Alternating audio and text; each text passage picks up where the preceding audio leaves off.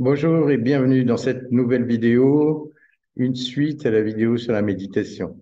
Bon, dans cette vidéo, on va aller un petit peu plus loin pour les personnes qui sont intéressées pour avoir des informations sur les types d'expériences qui peuvent se produire au niveau de les méditations et surtout sur, on va dire, des personnages qui ont expérimenté, qui ont passé leur vie à méditer et à explorer en fait la conscience humaine.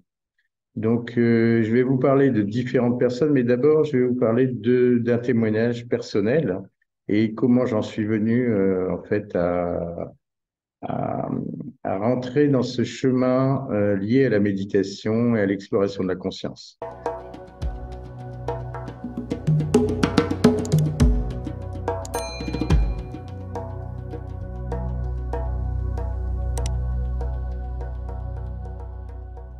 En fait, j'étais assez jeune, je voyageais, j'ai été invité par des personnes à Saint-Jean-de-Luz, donc dans le sud-ouest, près de Biarritz, et j'étais passé là-bas. Et il s'avère qu'il y avait un homme qui se trouvait là, de passage, et qui était habillé tout en orange, comme un moine indien, hindou.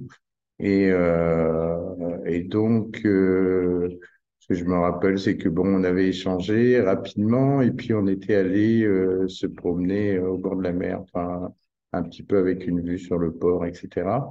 Et ce qui m'est arrivé avec cette personne, c'était en fait, cet homme, c'était un sannyasine. Les sannyasines sont des moines errants qui vivent de l'aumône en Inde et donc qui se consacrent justement à la méditation et à la prière, etc. Et ils s'arrêtent dans des monastères et éventuellement ils sont hébergés chez des gens. On les nourrit. Enfin voilà, ce sont des personnages importants en Inde. Euh, Ils amènent de par leur présence en fait un lien avec les divinités, etc. Et donc, en se posant un peu, en regardant la mer, ce que j'ai ressenti à côté de cet homme-là, on ne parlait pas et un silence et un calme incroyable qui m'a envahi, qui était lié à sa présence, comme si les pensées ne pouvaient pas pénétrer à l'intérieur de moi, enfin, comme si voilà, il y avait plus vraiment de pensées, tout était très calme et vraiment silencieux, une paix incroyable. On est resté à regarder la mer un moment, voilà, et puis après on s'est séparés, il a repris sa route, et moi ça m'a marqué comme expérience de vie que la présence de cette personne-là, que je ne connaissais pas, hein, m'a impacté vraiment et m'a permis aussi de continuer ce chemin. Euh, En fait, quand on commence ce type de chemin, bah, c'est une voie qu'on suit et un peu comme le chemin de Saint-Jacques de Compostelle où je fais un petit coucou à des amis qui sont un peu et qui l'ont fait. Et, euh, et donc, ça m'a permis vraiment bah, de sentir en fait les effets de ce que ça peut être un état d'être particulier où on se sent bien en calme, paix, avec une paix intérieure et une tranquillité incroyable. Voilà, donc ça a été une expérience personnelle. Et ensuite, donc, je vais vous parler de figures, un petit peu de personnages un peu connus et qui ont été connus à différentes périodes de l'histoire et dont l'expérience, moi, m'a impacté. Alors, par rapport au récit de leur vie, de ce qu'ils ont vécu, et puis ce qu'ils ont transmis aussi, donc à travers des livres notamment. Donc le premier, c'est Milarepa. Milarepa était un moine bouddhiste dans les années 1400, je ne sais plus exactement, mais bon voilà, c'est assez ancien. Et sa vie a été particulière. Vous trouverez toutes les infos sur Internet, bien sûr. Moi, je ne vais pas vous raconter sa vie comme une histoire, mais simplement ce qui m'a impacté. Ce qui m'a impacté, c'est cet homme déjà était connu au Tibet pour faire de la magie noire. Donc, il a commencé à faire de la magie noire, du mal aux gens, puis il a rencontré un lama qui l'a initié, qui l'a purifié de ce qu'il avait fait, de son karma en fait, hein, parce que il avait fait du mal. Et cet homme, ce moine, Milarepa, qui veut dire aussi vêtu d'une robe de coton parce que il s'est isolé pendant 9 années dans les montagnes de l'Himalaya avec juste une robe de coton. Donc il avait appris des techniques pour réchauffer son corps et c'est assez incroyable. Et donc il s'est posé dans une grotte et il ne mangeait que, a priori, des herbes et des orties, voilà. Et pendant 9 années, il s'est mis en méditation.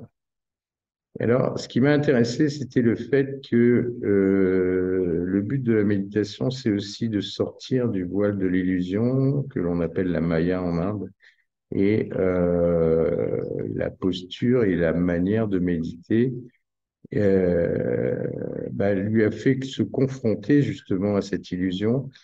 Et dans ce qu'il racontait, ce que j'en ai entendu, c'est qu'il a été confronté pendant des années à l'illusion de la vie, à des démons qui essayaient de soit de lui faire du mal, soit de le prendre et puis de l'emmener dans leur truc en fait. Et il est resté impassible et il a maintenu sa posture de méditation jusqu'à arriver au samadhi, à l'illumination, à l'éveil que recherchent en général les méditants. Donc voilà, ce qui est intéressant, c'est en fait cette confrontation avec le monde de l'illusion dont on peut se rendre compte quand on médite. Effectivement, beaucoup de choses se passent et beaucoup de choses sont vraiment de l'illusion, mais ça n'empêche pas, la difficulté, c'est de sentir et de percevoir qu'est-ce qui est de l'illusion et qu'est-ce qui ne l'est pas, et de démêler ça à l'intérieur de nous. Donc, ça m'a beaucoup intéressé, cette histoire de Milarepa, et je trouve que pour moi, c'est un peu une référence. Après, il y a deux histoires que j'aime beaucoup aussi. L'histoire de Sri Aurobindo et de la mère. Alors, la mère, c'est une femme qui l'a accompagnée, qui était d'origine algérienne et qui était très connectée aussi à aux énergies, comme on dit, à beaucoup de choses. Et Sri Aurobindo, c'était un yogi en Inde et il a commencé sa vie où il a posé des bombes en fait. Il était dans un mouvement terroriste ou révolutionnaire, je sais pas. Il a posé des bombes et il a été incarcéré pendant des années en prison parce qu'il s'est fait attraper. Et cet homme, c'est en prison qu'il a commencé à méditer en fait.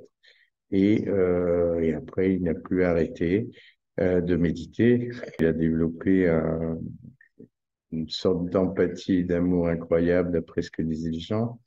Je vais vous mettre le livre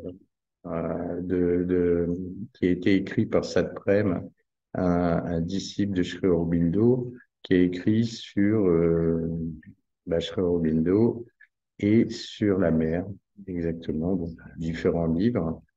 Je vous les mettrai, je vais vous montrer les livres et puis je vous les mettrai éventuellement en commentaire si il y a des personnes que ça intéresse.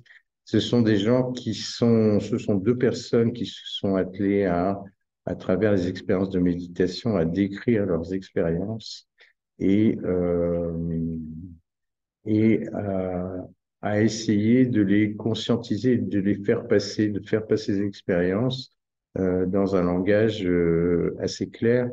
Sean Robideau a écrit un livre qui s'appelle aussi La voix du silence.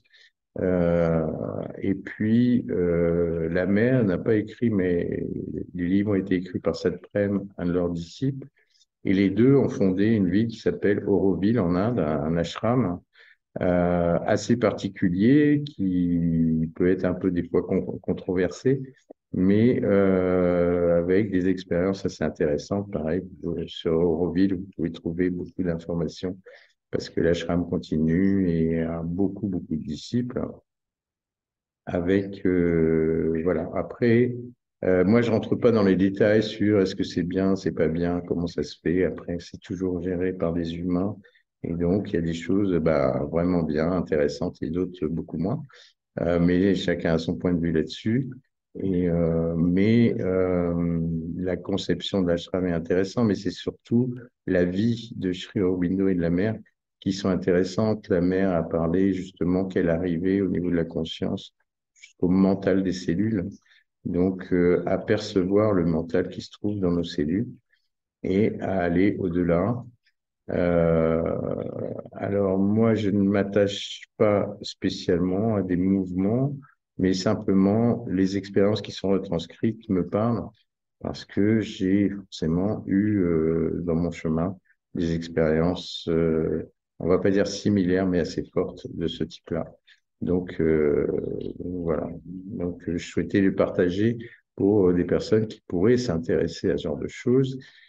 Et une dernière petite chose aussi, c'est sur la méditation zen. Donc approfondir un petit peu ça. La méditation zen, c'est, j'en ai parlé donc dans une précédente vidéo. Euh, les maîtres zen étaient vraiment particuliers. Si vous souhaitez participer aux méditations hebdomadaires que je propose, vous m'envoyez un message et je vous intègre dans le groupe de méditation. Et puis, bah, je vous dis à très bientôt pour une prochaine vidéo. Au revoir.